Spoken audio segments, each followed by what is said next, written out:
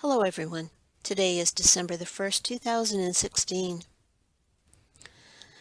This video is about different systems that try to persuade us to change a habit, change our perceptions, or even inhibit habits that are not conducive to ourselves.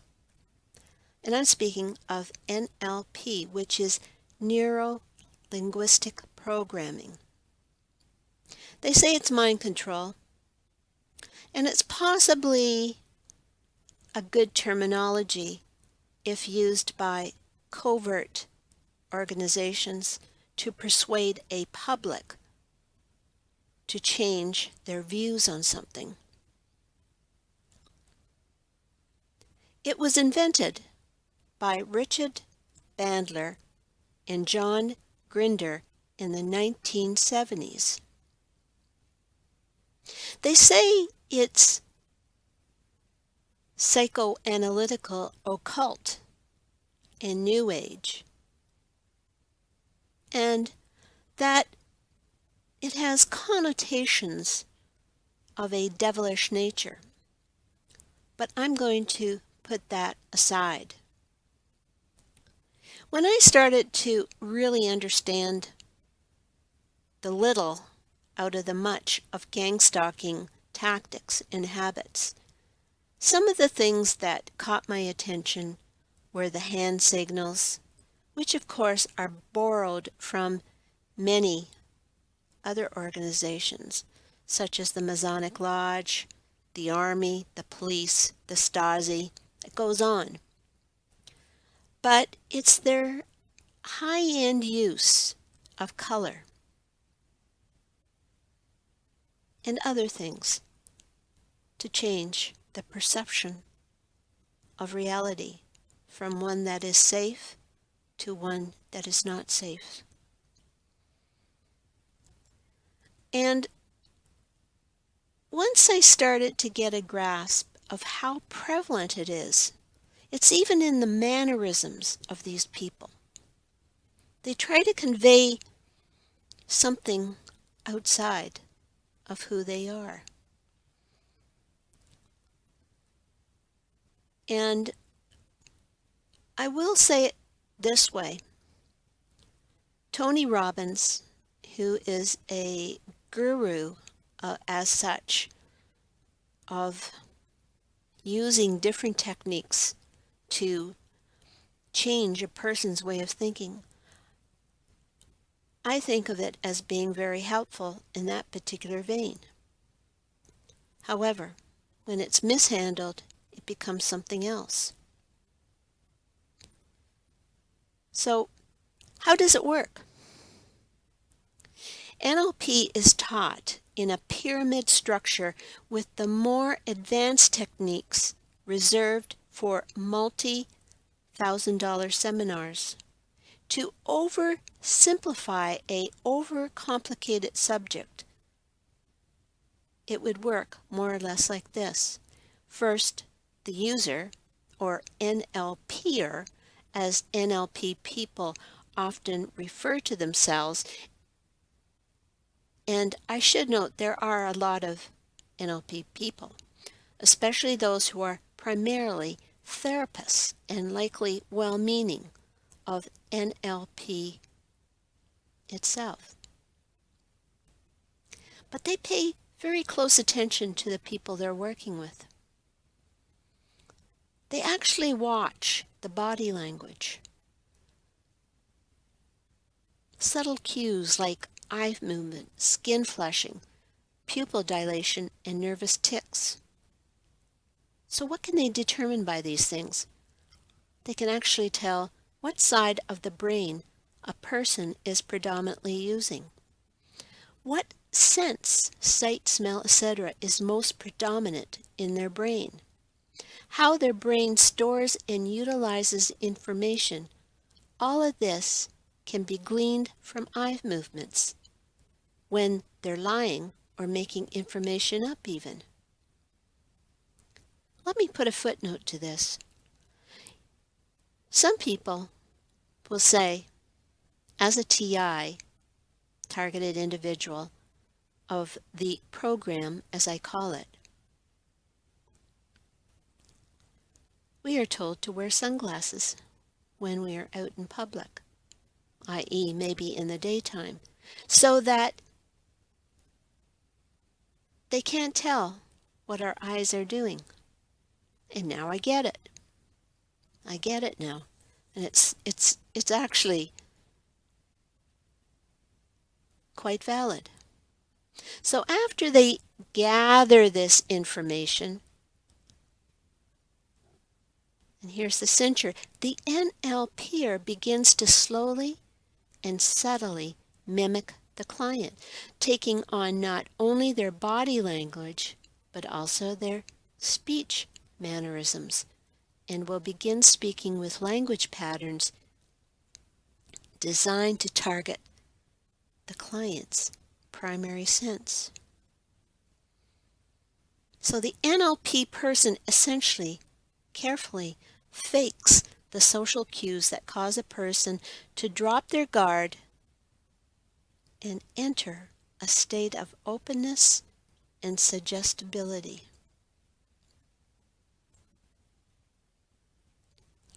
They mirror the body language and the linguistic patterns. Why are they doing it? They're trying to create rapport. That is when we feel so comfortable that we start opening ourselves up to the process of divulging information. Now let me put a footnote here that under ethical NLP therapists, I do believe that their intentions are valid. That is when change can possibly come. But when it's done in a covert way by people that do not care about us, it becomes something else. So, what are the key points that we can see where people are using things on us to make us, be put in a situation where we feel comfortable with them, or whatever it is that's being presented? Again, I will go point by point. 1. Be extremely wary of people copying your body language. Footnote, you will see this in the GS tactics, that once they've observed you in any particular scenario, they will start to mimic right in front of you.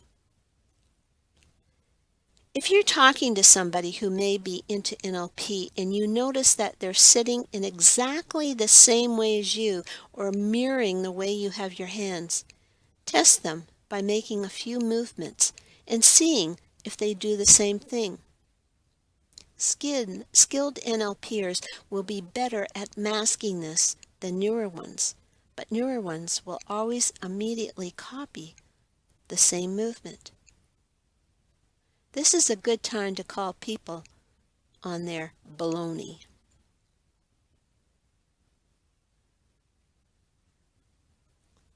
2, move your eyes in random and unpredictable patterns. This is called sociopathy. It's actually, you're trolling the NLPers, especially in the initial stages of the rapport induction. An NLPer user will be paying incredibly close attention to your eyes. You see, your eyes give away a lot of things. Fear, sadness, happiness.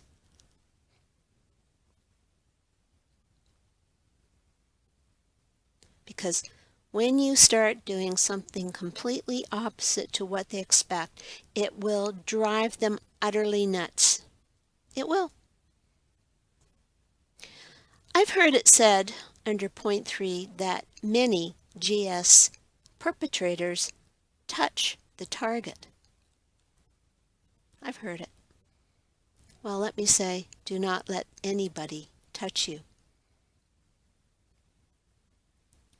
So let's say you're having a conversation with somebody you know who is into NLP, and you find yourself in a heightened emotional state.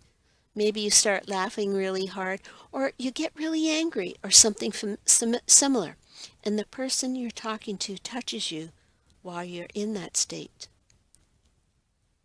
They might, for instance, tap you on the shoulder.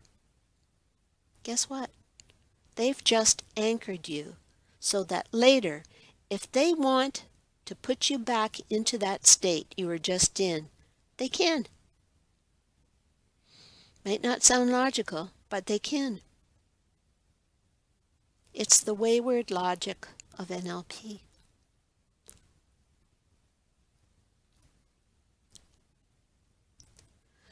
For be wary of vague language. Here's an example. This is my own experience. Vague language.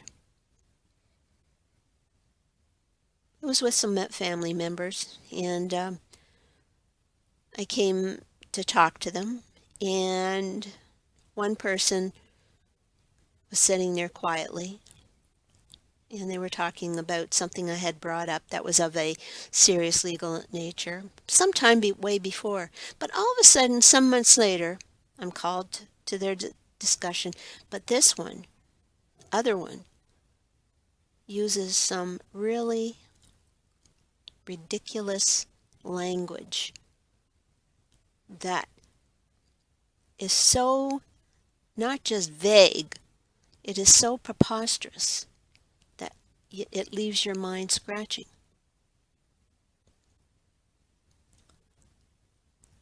And for NLP, vague language is to induce a hypnotic trance. It leads people into a trance because there is less that a person is liable to disagree with or react to. Alternatively, more specific language will take a person out of a trance.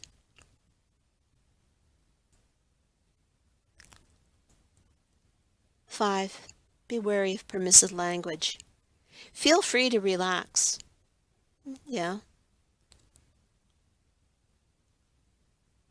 But be very careful as to how you relax. They are hypnotists in a sense, if they're therapists,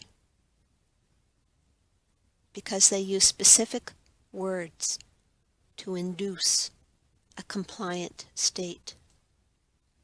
6, be wary of gibberish. It goes back to the other one where people talk in vague language, but it could be gibberish, complete gibberish.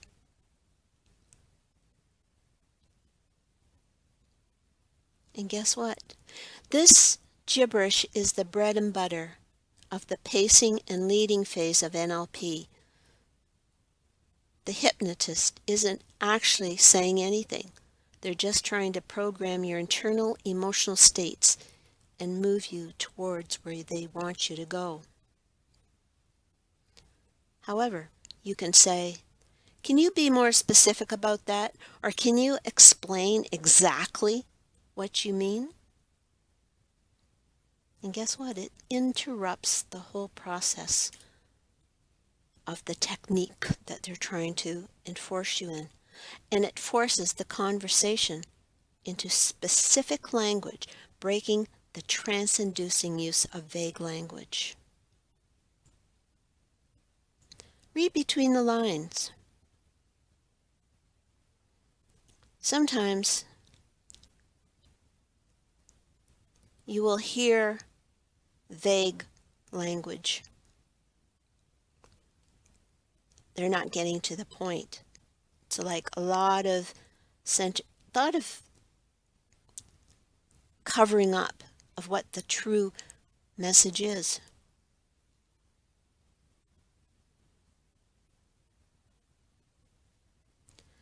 NLP people will consistently use language with hidden or layered meanings.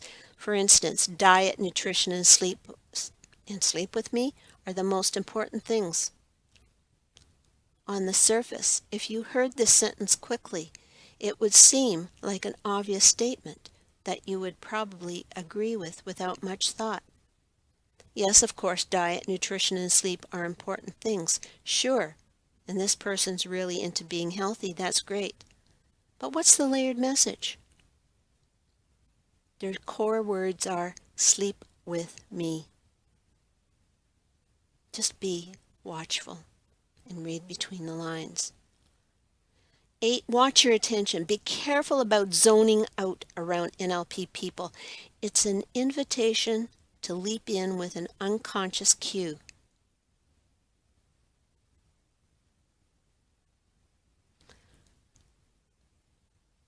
It's when an NLP person will try to get you to do something for them. And if you're not paying attention, you'll be lulled into doing it for them.